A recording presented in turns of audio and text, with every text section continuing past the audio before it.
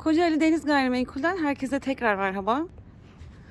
Bugün sizlere 220 metrekare arsa içerisinde 240 metrekare net kullanım alanlı 4+1 bir villayı tanıtıyor olacağız.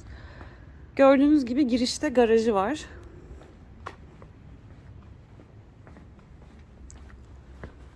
Bahçesi oldukça kullanışlı ve geniş. Bu tarafta gördüğünüz ön cephe. Verandasıyla birlikte. Havuz arka cepheye yapılmış. Havuzu da oldukça geniş. Ve arka cephede de bir verandası ve bahçesi var. Bu evde diğer evlerden farklı olarak içeri girdiğiniz zaman bir holle karşılaşıyorsunuz. Gördüğünüz gibi. Alt katta yine ayrı bir salon, mutfaktan bağımsız olarak yaklaşık 25 metrekare. Salonda gördüğünüz gibi şömine yapılmış, çok da şık durmuş.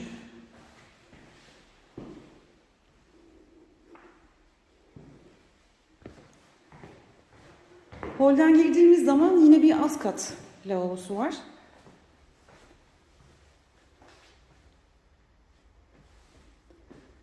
Ve mutfak gördüğünüz gibi ayrı şekilde. Mutfağa aynı zamanda ankastreleri de takılmış. Tavanlar yine değişik bir spot aydınlatma yapılmış. Bu evde yine diğerlerinden farklı olarak merdiven aydınlatmaları sensörlü yapılmış. Şu anda çalışmıyor ama bir tanesi çalıştı. Gördüğünüz gibi burası da sensörlü. İkinci katta 2 oda ve bir lavabo var.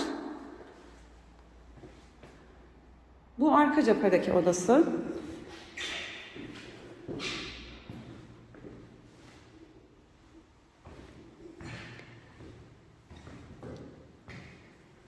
Burada yine ortak kullanımlı bir duş ve tuvalet var. Bu gördüğünüz dolap çamaşır dolabı. Altına çamaşır makinesini, üstüne de çamaşır kurutma makinesini koyabilirsiniz.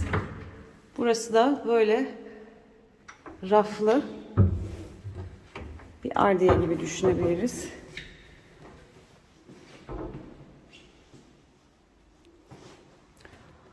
Burada da oldukça büyük bir geniş yatak odası var. Ve bir de ebeveyn duşu var.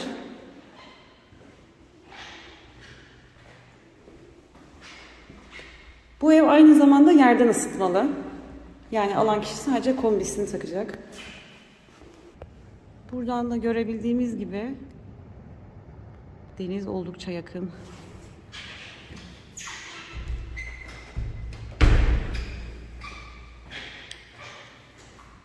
Burada balkonu var.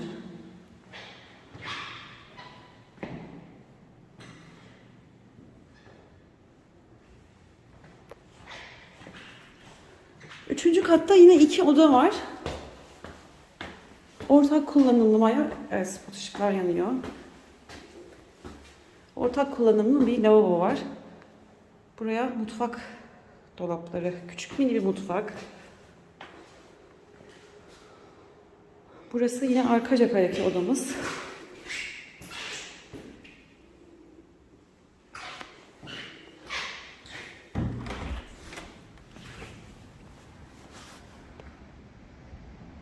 Deniz yine buradan da gözüküyor.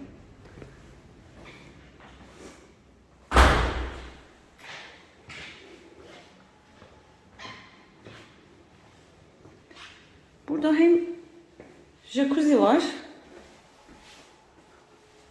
hem de hamam tarzında yapılmış.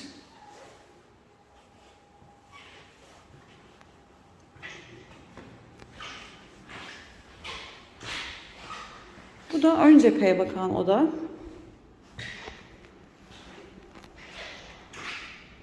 Yine kullanışlı bir oda. Tavanlar oldukça yüksek.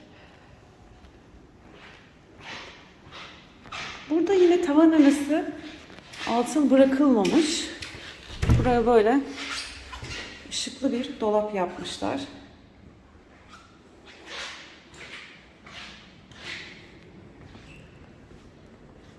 Sağ tarafımız yine dağ manzarası. Sol tarafımızda yine deniz manzarası. Bugün sizlere denize yaklaşık 20 metre mesafede 4+1 240 metrekare net kullanım alanlı havuzlu jacuzzi'li bir villayı tanıtmaya çalıştık. Başka videolarda görüşmek dileğiyle. Hoşça kalın.